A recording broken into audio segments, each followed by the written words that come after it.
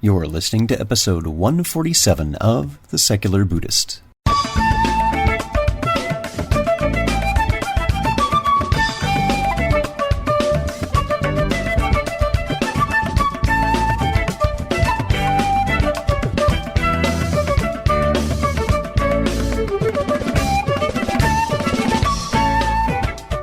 Welcome to The Secular Buddhist. I'm Ted Meissner. The Secular Buddhist is the official podcast of the Secular Buddhist Association, a grassroots-driven effort to answer the needs of secular teaching and practice for contemporary society. The podcast has interviews and roundtable discussions pertaining to engaged Buddhist training and practice, and the SBA website has show notes for each episode along with resource materials. Though the podcast focuses on core practice from a secular viewpoint, more traditional teachings are welcome and openly discussed. Cheryl Giles and Willa Miller talk with us about their book, Arts of Contemplative Care, Pioneering Voices in Buddhist Chaplaincy and Pastoral Work.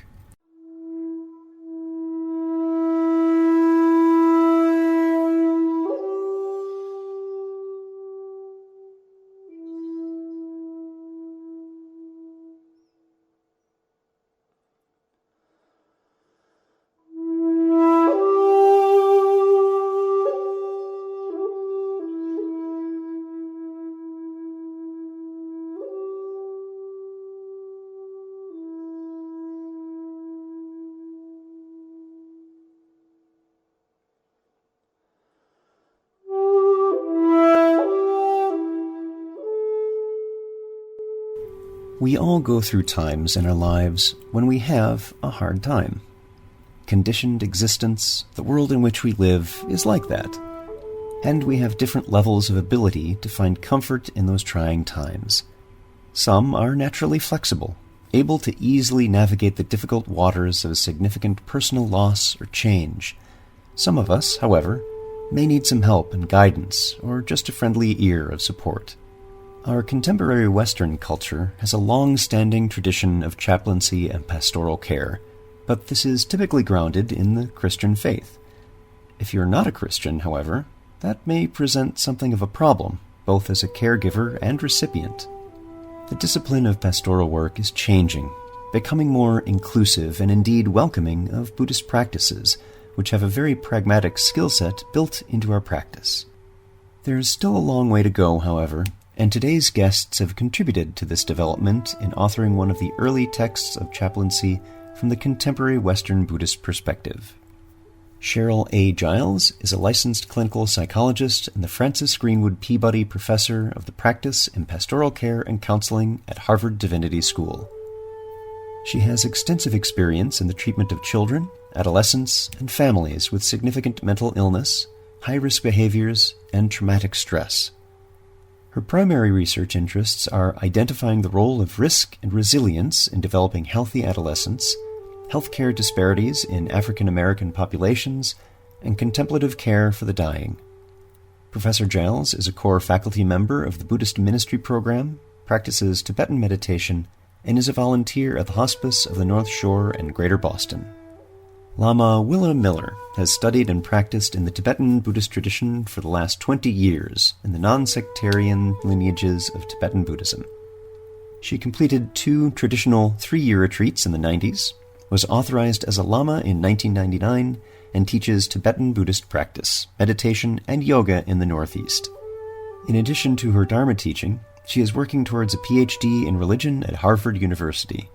She is author of the book Everyday Dharma, 7 Weeks to Finding the Buddha in You, a practical guide to getting started on the spiritual path.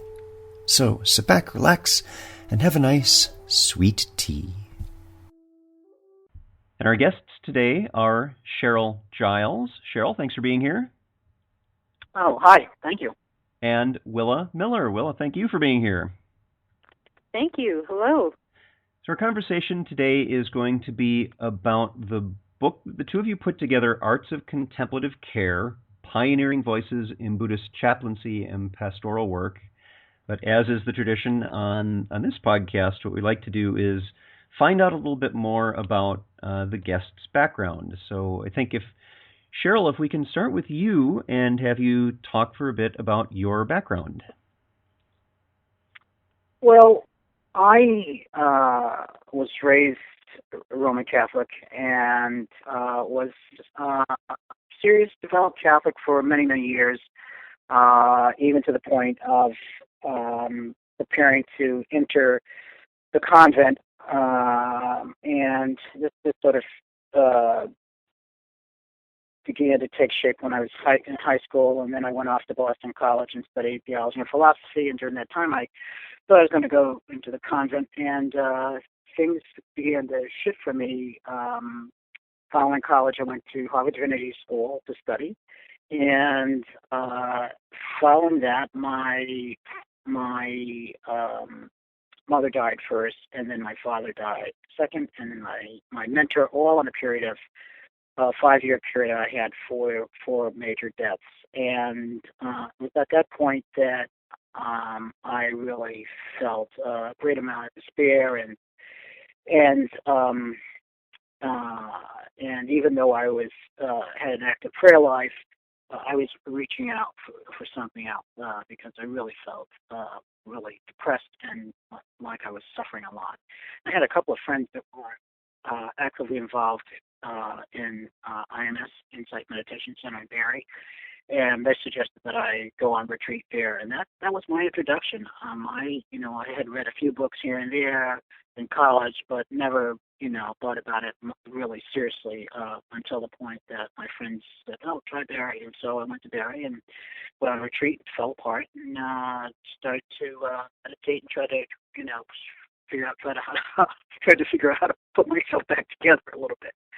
So yeah. Excellent. Well, thank you very much. So from that meditation practice, did you then continue on and bring that with you at Harvard and work that into chaplaincy? Were you already interested in that at that point? I had a hard time finding a teacher. I mean, as an African American woman, I really wanted to try to find somewhere that I could connect with. And that didn't really quite happen. I went to a number of people of color retreats at IMS, and just really kind of was floundering in a way. I would go to a retreat here and there, and was really looking for a sangha. I tried to go to some other places in the Boston area to meditate, and I just didn't feel comfortable, and just didn't feel like I really like it was a good fit. And I pretty much decided that I was sort of in a limbo state. That met Willa about 6 years ago, and that's a whole nother story that really took off in a few different directions. And we have a very interesting relationship where we are both friends, colleagues, and she's my spiritual teacher. And I just think that's such a wonderful example of a kind of relationship of integrity with that's really has really good boundaries. So that we co-teach together, we wrote the book together, but at the same time, she's my spiritual teacher and Lama at Natural Dharma Fellowship. And so it's a really very special relationship. I have never had a relationship like this ever before, where I have that happens in ministry where you wear multiple hats. So. Excellent. Well, thank you very much. I think what we'll do is Willa ask you to fill in your background up to that meeting and what your first engagements with meditation and Buddhism have been. Well, it's hard for me to trace when people ask me this question, when did you first get interested in Buddhism? It's hard for me to trace that easily because my parents were both very interested in Buddhism when I was growing up. So in my house, they were kind of atheist Buddhists, some sort of hybrid of those two things. And I was growing up in Berkeley, California in the 70s. And it was a wild time in Berkeley in the 70s, and there was ashrams and Dharma centers and, Jim Jones and cults, and it was just everything. It was this melting pot of spiritual human potential movement going on there. The whole thing was happening right there. So when I was growing up, it was this whole hybrid arrangement of learning, spiritual learning. So my mother would take me to see Baba Muktananda, and she would take me to see Tibetan Rinpoches, and also to actually I was too young for S, but in my teens I did a softer version of S called actualization. So I was growing up in that whole human potential movement sort of situation, and there were Zen books laying around our house, and there were Vajras, and there were Tankas, and so I saw a lot of Buddhist stuff growing up, and felt a real attraction to it early, and was interested in the art and also in these sacred spaces. And the one that I remember the most was this was Tarsing Tulku's center on Hillside Avenue in Berkeley, and it was all painted in these reds and golds. The Tibetan colors are just really bright and deep and beautiful, and it smelled of incense. We would go there and have silent dinners when I was 8 and 9 years old, and I really liked that. So I was drawn to that early, and then as I got older in my teens and high school, I started to notice that there was a philosophy that went along with all of this art and cool stuff, and started to read some books on Buddhism, and right away really was attracted to that. And I remember my 8th grade teacher, we were reading Kim, and he was the first one that introduced me to the Four Noble Truths. He wrote them up on the blackboard one at a time, and I remember he wrote up on the blackboard, life is suffering. And he was a really kind of playful, impish kind of teacher, and he loved writing things like that. And then he turned around and he looked at all of us really mischievously to see what we thought of that. I remember him doing that, and that impression really is still with me, of him turning around and looking at us in this, what are you all going to think of it expression.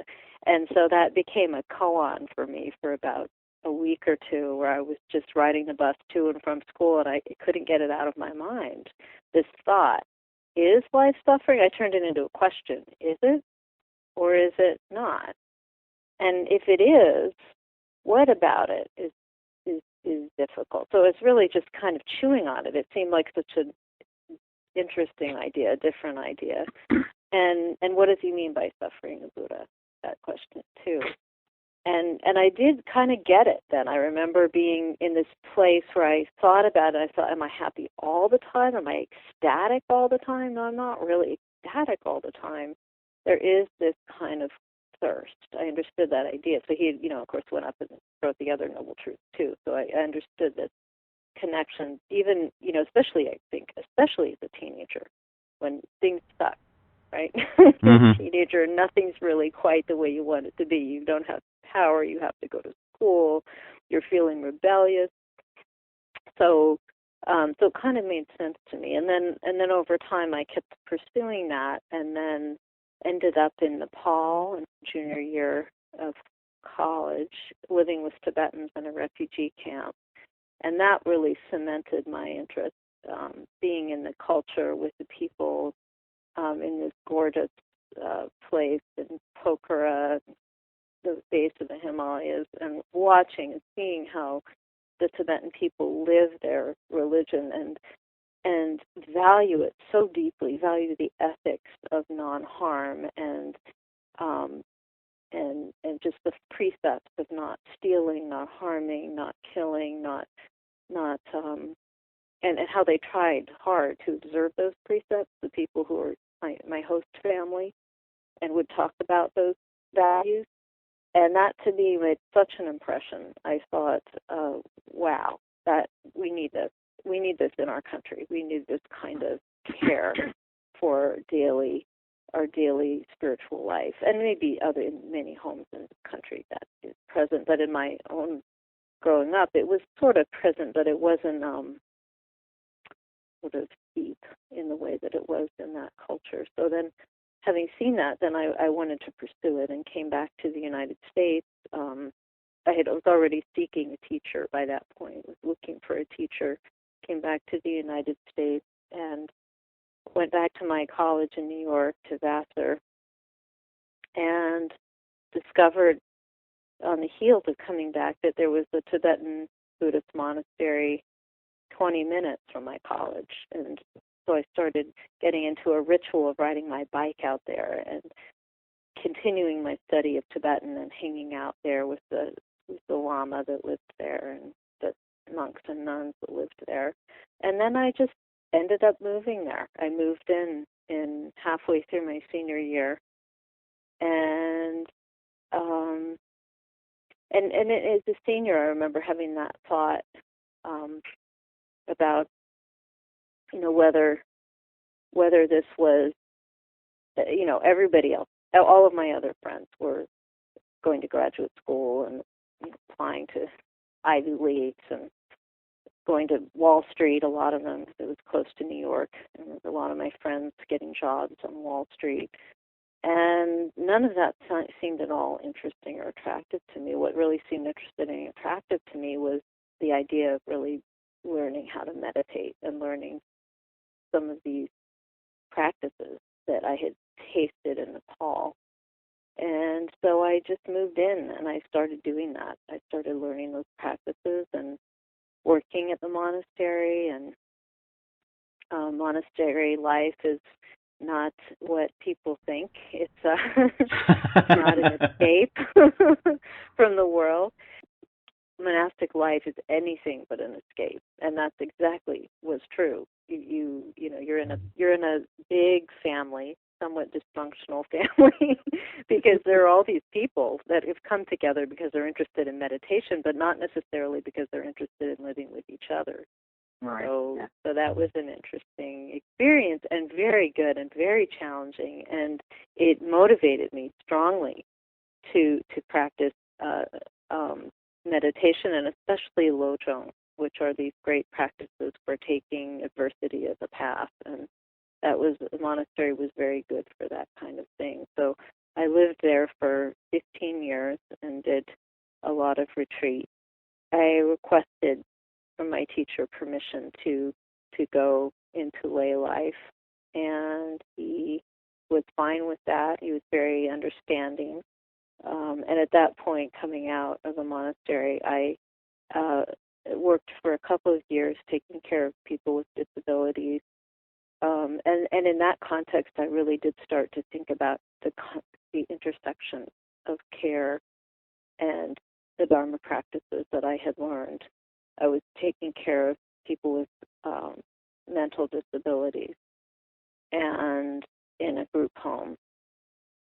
And it did start to dawn on me that this kind of work could be a way of enacting bodhicitta, and that being around these situations where you're required to give all of yourself to other people is a really great context for practicing. So that started to dawn on me in that situation.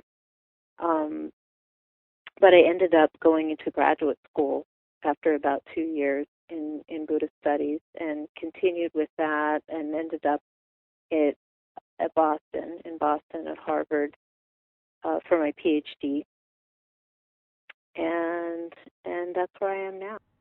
Well, thank you for giving that background. What I'd like you to do, both of you, and maybe Cheryl, you can start off with you two starting to collaborate together. Am I correct that you met at Harvard? Yes, that's correct. Yeah. Willa was studying with Janaki Atzel, who's the Hershey Professor of Buddhist Studies at Harvard. And she invited Willa and invited me to travel with her to take this road trip to Western Mass to meet Bernie Glassman, who's Zen Peacemaker Orders, and to see if he would be interested in teaching at the Divinity School. But she didn't want to drive there alone, and thought that we also might, have some influence, and we could also might be good listeners to sort of see if there was a fit or some interest. And so we embarked upon this trip. And That was the first time I met Willa, and we talked about many things on that trip, going and coming, and just I felt a real connection.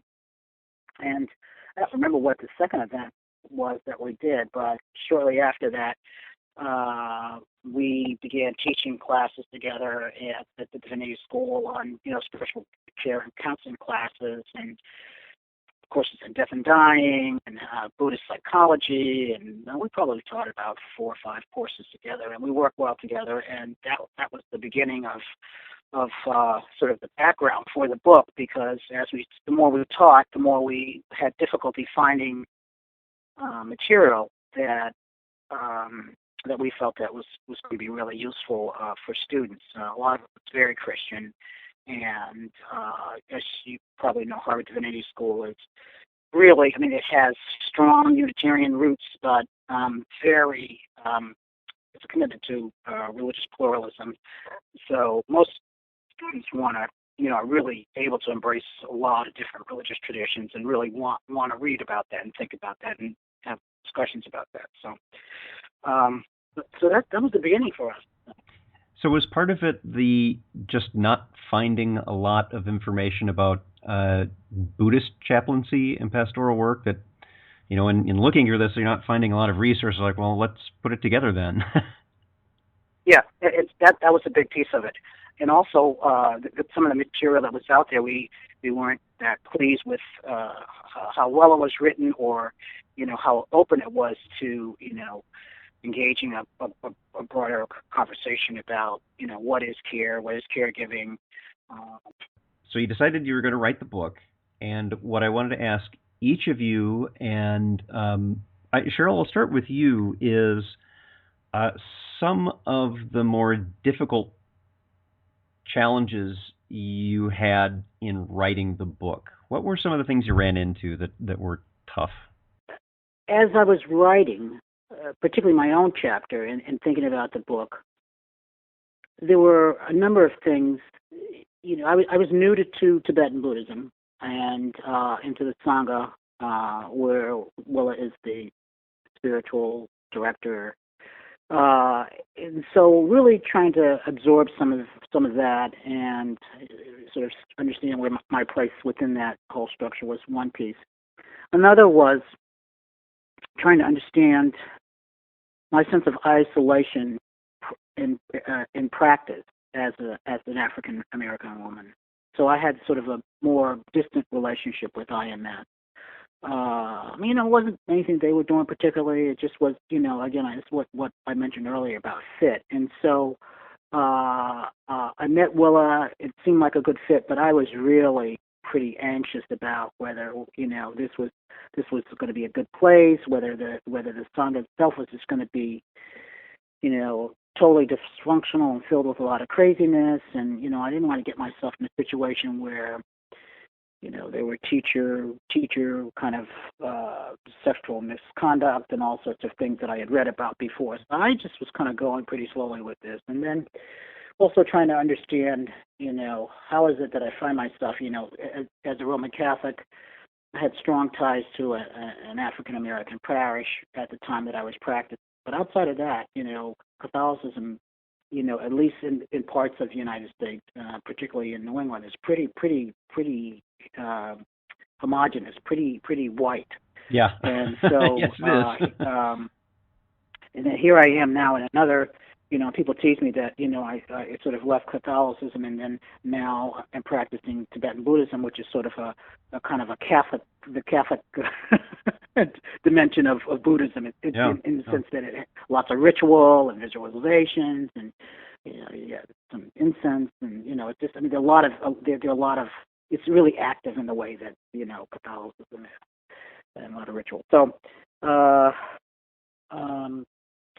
It just so there were writing challenges. There was sort of this kind of sort of looking at it from a sort of sociological kind of position. How why am I gravitating toward this at this particular time? What is it about Tibetan Buddhism, particularly with this particular Sangha, that really is calling me?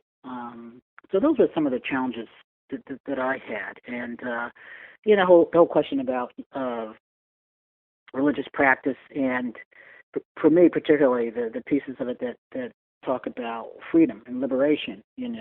There is liberation from suffering, and some of the things that were suffering for me, aside from the understanding my parents' death and trying to work through that, have to do with racial oppression, more not gendered oppression, but more racial oppression, that whole thing, and particularly coming to grips with being not just African American, but also being lesbian. So, and I sort of felt like the LGBT community within Buddhism would claim me, but it was more like, can I stand in this place?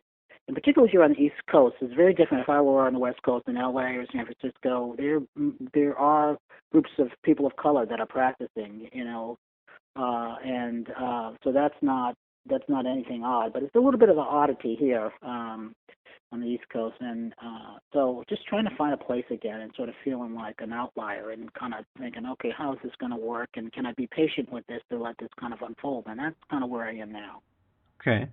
Good. Thank you for sharing those challenges, Yeah. and those are you're echoing some of the fitting in issues that our friend Faith Adiela mentioned in her interview with us on her book Meeting Faith: The Forest Journals of a Black Buddhist Nun, and folks listening, I'll have a link to that. Terrific book, and she's just so delightful. But she'd also expressed that still being very much not fitting in, and what a challenge that is. Right. Yeah. I mean, I still feel that, but we'll talk about that more later. Yeah, I'd like to very much. Willa, how about you? What were some of the challenges that you ran into in working on the book, and what you wanted to put into it? Well, first, I just wanted to say that I can really empathize with Cheryl's feelings, just from my own in my own history. I know this is not about the book, but I'll get back to that in a minute. No, that's fine. Is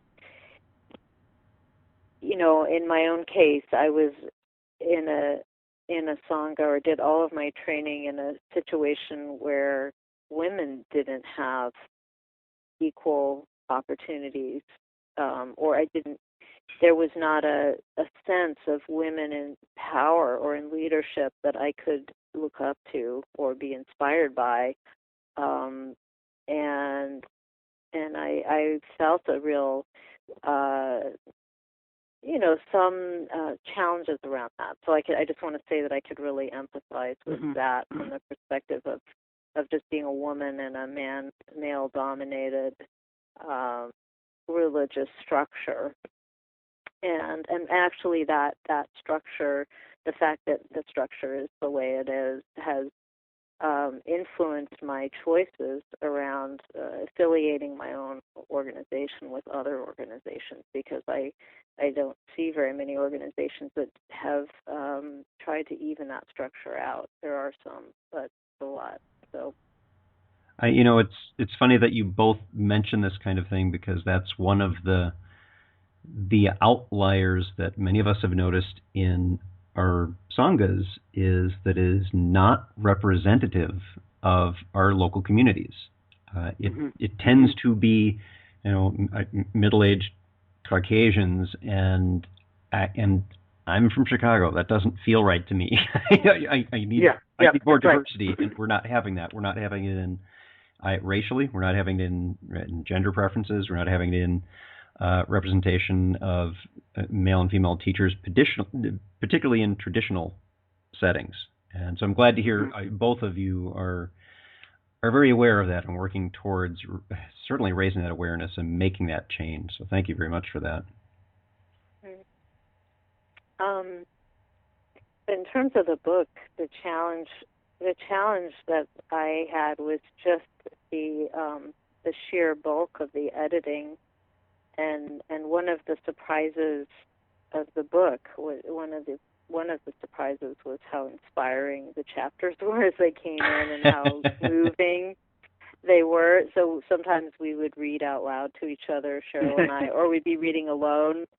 We did all of this editing once a week. I would go over to her house on Wednesdays, and we'd sit in her living room or dining room across from each other at the table and read these chapters. It was a lot of reading and a lot of editing, and some of the stories were so moving. So that was very inspiring and wonderful. But the actual nitty gritty of editing the chapters was a lot more work than I expected. I thought it would be much easier than it was.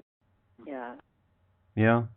Now that also, as you're talking about reading to each other and just yourselves and how inspiring that could be, that's a nice segue into what are some of the more rewarding things that have come out of that, either in reading that and finding inspiration in having helped create that, or feedback that you've gotten. Willa, why don't you continue, and then Cheryl will ask you the same question. Okay. So the rewarding thing for me was simply getting these stories told and into the world. And part of that was because we had heard these stories in the classes that we were co-designing and teaching, Cheryl and I, and we were reading these in the form of term papers coming in from people that were doing extraordinary things, even graduate students at the divinity school, and thinking in extraordinary and creative ways about how to adapt their Buddhist practice to a context where they're sitting at somebody's bedside, or they are struggling with fitting into a Christian context, trying to figure out how to even adapt words like theology and chaplaincy for a Buddhist context, these kinds of struggles, and then people coming up with these incredibly inspiring and creative solutions for themselves. And we were watching that unfold and beginning to think about, this stuff has to get out there in the world. If we're being inspired by it, how much more could others who are in caregiving situations, or who are practicing Buddhists but feel like they don't understand how to bridge practicing with their caregiving situations, even if they're just taking care of a parent, So just the fact that it got out there for me is a huge. It's very exciting that it went from being in these small context, small circles, and now it's in a larger circle. Cheryl, how about you? Were there any particular bits of feedback or experiences you've had during the creation or publishing process that were very rewarding for you? Well, in many ways, this was forging a new path. And one of the things that we talked about a lot was our excitement about the stories, about the chapters, but also, are we mimicking a kind of Christian theology in the way that we're sort of putting this together? So, for example, it's Buddhist pioneering voices in Buddhist chaplaincy and pastoral work. With the word pastoral, there's been a lot of conversation about the word pastoral among people that are involved in practical theology or pastoral counseling, care and counseling, and that the word pastoral itself has really deep Christian roots, as well as the word pastoral itself being rather patriarchal. So we had a discussion about, do we go with this? So within the field, the Christian field, people now are writing and saying, well, we should really be using spiritual care and counseling. And so some places do, some places don't. There's a movement toward that direction. But in some ways, if we had named the book Pioneering Voices in Buddhist Ministry and Spiritual Care and Counseling, we weren't sure that people would kind of really get it. So we resorted to going with what sort of the mainline traditional view, traditional way of describing pastoral care and counseling, rather than the term that the field is trying to move into, which is more spiritual care. So that was a little bit of a dilemma for us. But the exciting thing has been to have people really notice that the book is out. I was walking across campus today, and I saw Andy Olensky, and he said, "Oh, terrific book." I said, "Oh, Jay, thank you." So, so people are noticing and getting great feedback from people about it, particularly around Harvard. People have seen it. I had heard from a friend that I haven't heard from in a very, very long time, and she said she was at Chris Queen's house. He lives up the road from her in Wendell, Mass. And she sent me an email saying, "Oh, I saw your book. Didn't know you had a book out."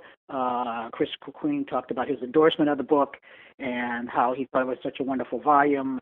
She said, "I was reading his, but I'm going to go out and buy one. I'd love to talk to you more about the book." And it's just those kind of things, I'm just surprised, that it really is kind of slowly getting out there.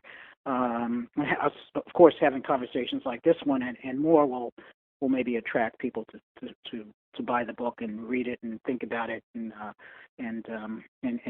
increase the conversation about this field, I think, which is pretty new for Buddhism. Part of our motivation also was just that, to increase the conversation, because it was our observation, just anecdotally, talking to people who are meditation practitioners or Buddhist practitioners who work in a hospital setting or who work in hospice or who work in prisons, that a lot of this work was going on in isolation. And there wasn't, I would sometimes talk to someone, I can think of one person that I know well, who was working in a prison. She's a Buddhist nun. And I just mentioned the names of some other people who are working in prisons doing very similar work elsewhere. She'd not heard of them, and she hadn't heard of their work. And I thought, oh my, this is a reason to do it, because people don't know they're not alone, that it's all going on at the same time. And this can open that conversation for people to talk about this and to share what they're doing and how they're doing it.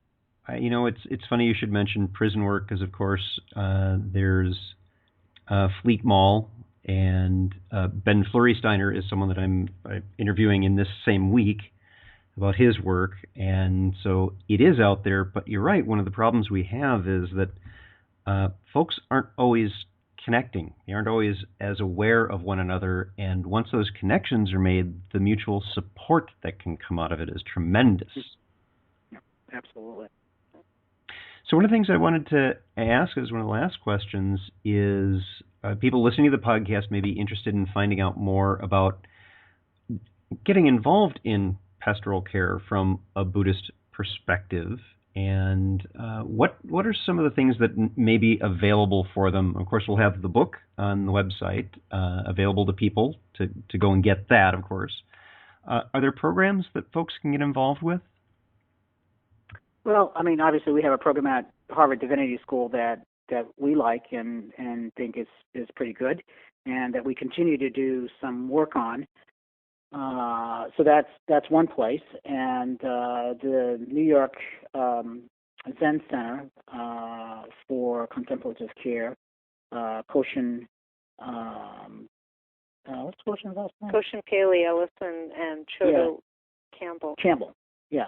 They have just put together a master's, MA, in Buddhist pastoral counseling with, I think it's the General Theological Seminary. And so they have that up and running, and Naropa has a program, and so there are programs out there. I think one of the challenges is going to be for people to decide, because again, so people can start looking for this, but when I talk to people, because we just had Theological Education Day about 2 weeks ago, people aren't always sure what to look for. So one of the things they have to decide is, in a program like that we have, students have to do languages. So it could be French, German, Latin, Spanish, but also if you're doing Buddhist ministry, you can do Sanskrit, you can do Pali, you can do You can do Tibetan languages, and there are probably some other more obscure ones that I'm not aware of. Willa probably knows more than I do. But so the heavy, strong background on languages is to do the foundational reading of text and the primary text.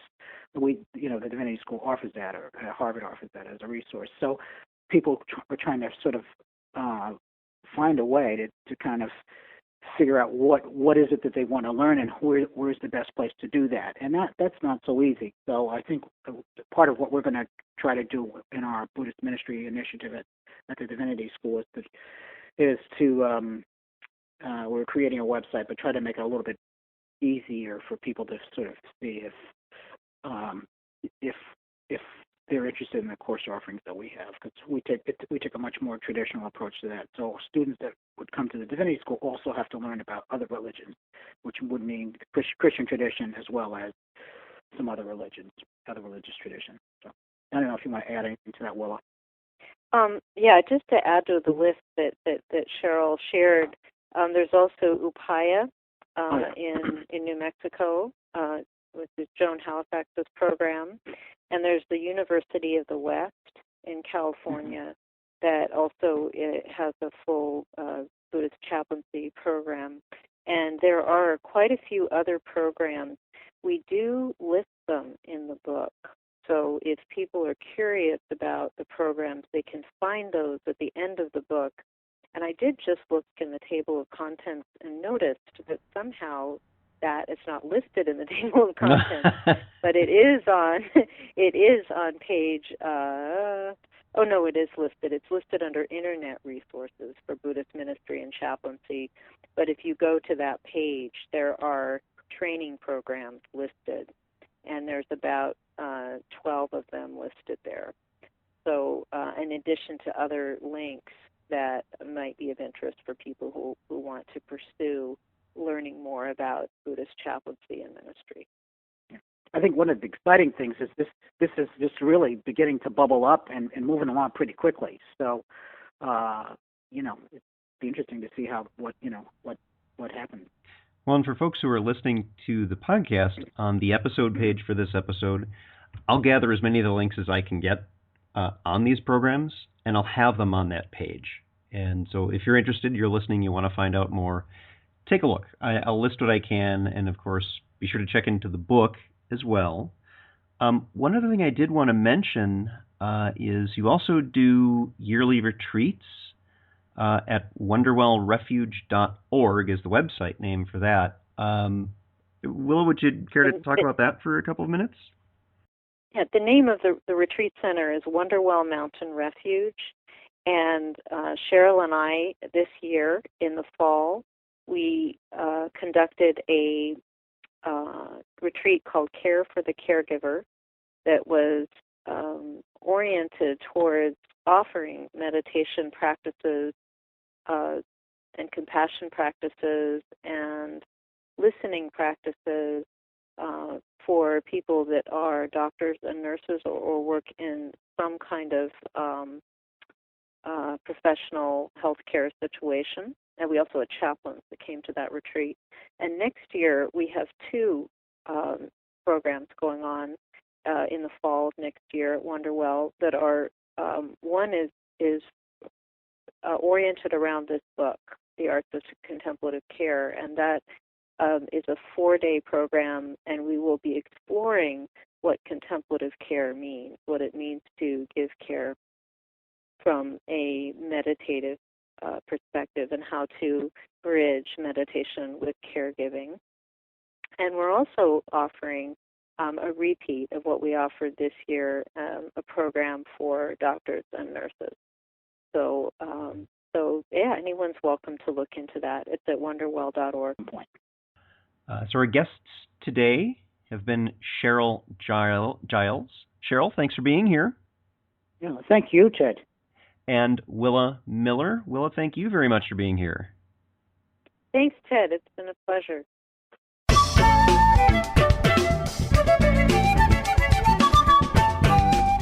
Thanks for listening. If you'd like to learn more about something you've heard in today's podcast, please come visit the SBA website at secularbuddhism.org, and you'll find an entire webpage devoted to this and every episode. Discussion about this episode can be found on the episode page itself, along with show notes. The music for The Secular Buddhist is used by permission from John Kaizen Neptune's CD, Steps in Time. Additional music is provided courtesy of Monty Levinson of Taihei Shakuhachi and Rodrigo Rodriguez. Their websites are also linked on the SBA site on the About Podcast Music page. Until next time, remember, every moment you have a choice. Make it the best you can. See you next time on The Secular Buddhist.